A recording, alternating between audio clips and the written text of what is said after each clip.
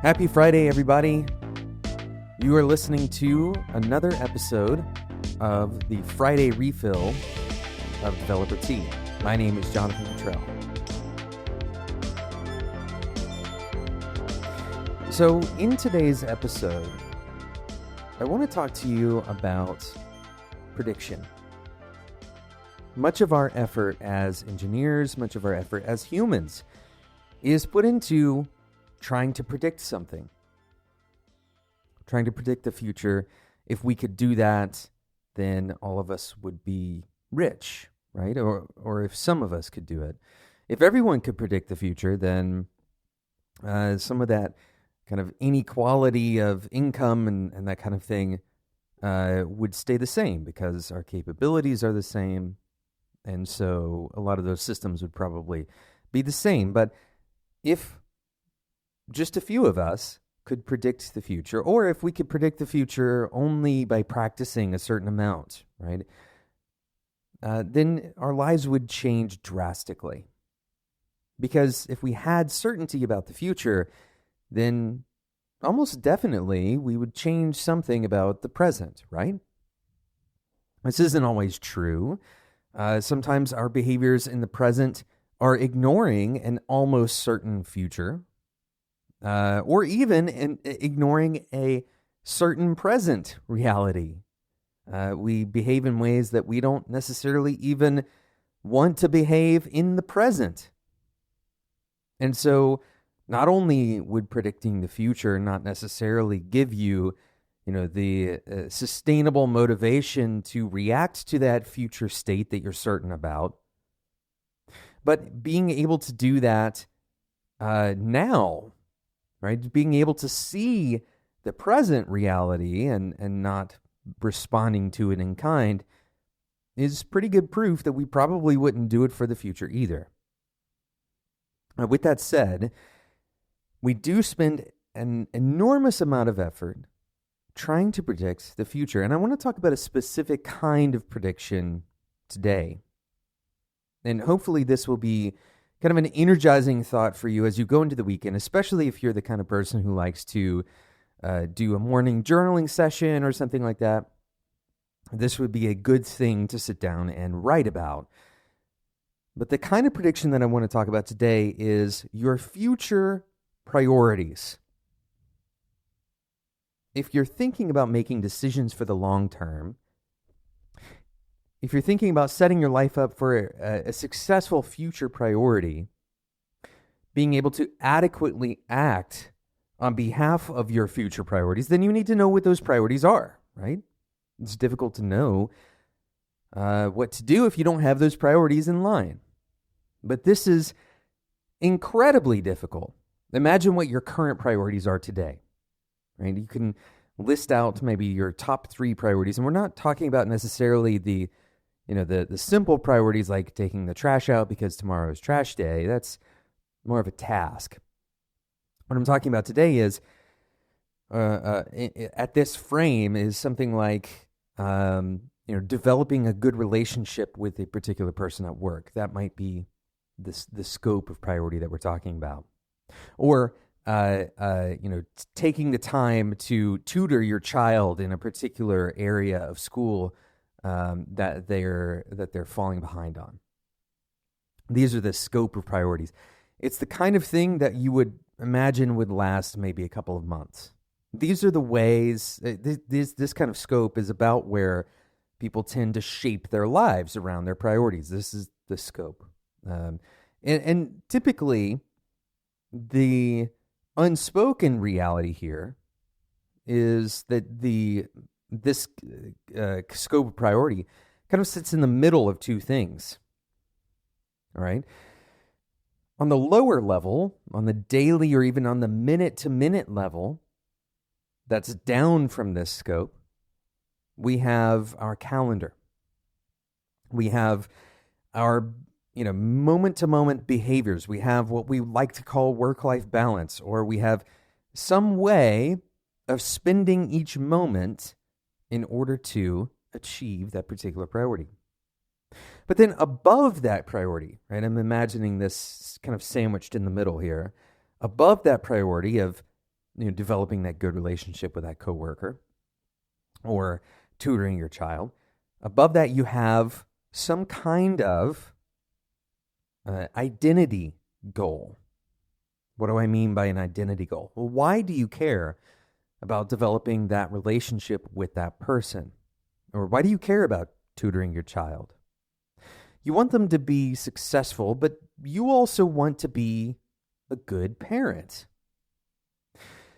You want to have a good relationship with your coworker because you want to have peace at work and you want them to succeed and you want to succeed yourself, but also you probably want to leave a legacy with your career.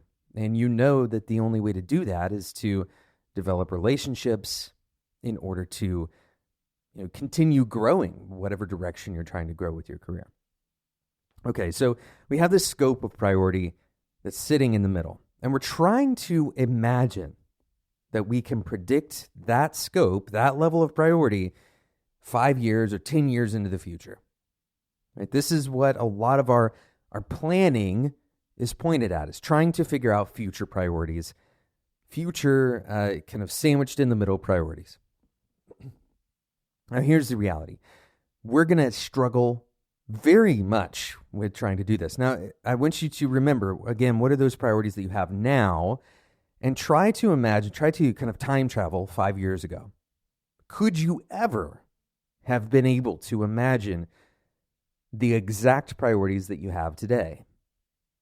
Probably not. Almost certainly not. Right? You couldn't imagine. Certainly you don't know who the person is that you're trying to build a relationship with, right? You don't know what the, what subject your child would be struggling with. There's no way that you could explicitly list your priorities 5 years ago that you have today. But what you could do, all right, this is the important part. What you could have done is you could have guessed. You could have guessed the thing above. You could say, okay, I know that I want to leave a positive legacy at whatever employer that I work with. I know that I want to be known by my children, and I want to kind of be able to self-affirm that I'm a good parent. And you could have done that probably 5 years ago. Maybe not necessarily exactly those things, but you very likely haven't changed so much in 5 years. Most people don't. Certainly not over the course of 1 or 2 years, to not be able to identify those higher level kind of principle-based goals. So here's what I'm calling on you to do in this Refill Friday episode of the show. What I want you to do is imagine how you determine your priorities. You don't need to know what your priorities will be. When you're planning for the future, making space for how you determine things, right? How you determine your priorities, your framework of thinking, your values, your principles, the things that you care about in the long run. What are those things that are always true? They're not just true for 2 or 3 months. They're true forever for you, right? Try to list those out this weekend. Try to list those in your journal, whatever that is. And don't list the things that are common amongst everybody. For example, being a good parent. Very few people would ever write down that they want to be an average parent. Right? Almost nobody aspires to mediocrity at something that is that core to their identity. But most people would aspire to mediocrity as it relates to knowledge about history. I want to have enough knowledge about history that I can function in society, but I don't need to become an expert at it. Right? So there are things that would separate you from another person because there is somebody in the world who cares very much about becoming an expert in history. So when you're writing down how you determine your priorities, try to find the things about yourself, the values, the principles, etc. And you can also, by the way, to kind of help you along the way here, look back in the past at how you made decisions about your current priorities. Right? You can review your current priorities and imagine, okay, what is a snapshot of my priorities today How did they even come to be? Why did I prioritize this thing? Why am I spending the time with my child? Or why am I spending time learning this particular programming language? And everybody's answers should be slightly different depending on their life context, right? But taking those things, the whys, the things that are above the top of the sandwich, if you will, right? And writing those out and then imagining into the future, how do you make space for those things to still be true?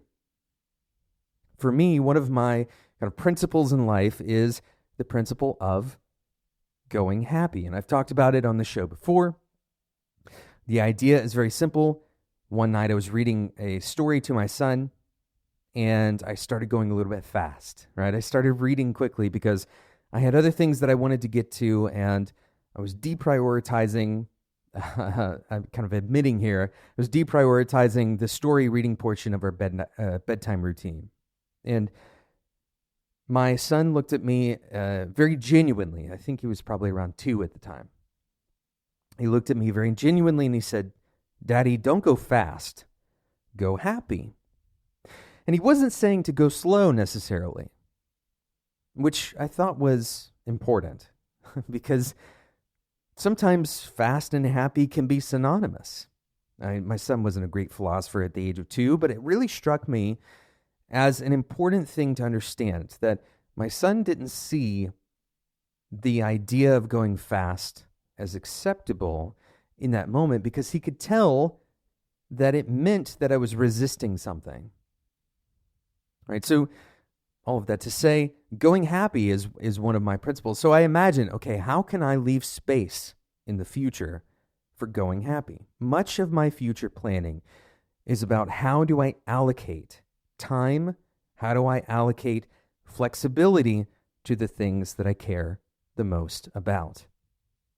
I spend almost no time these days trying to predict what my specific priorities are going to be.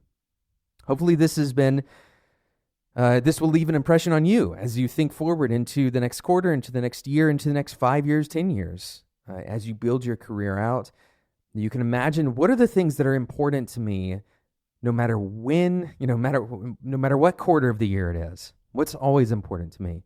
How can I derive my my goals based on those categories, based on that higher level thinking, rather than trying to, in vain most of the time, trying to predict my specific priorities. Thanks so much for listening to this Friday refill of Developer Tea. If you want to join the Developer Tea Discord, we talk about this kind of stuff all the time in that channel.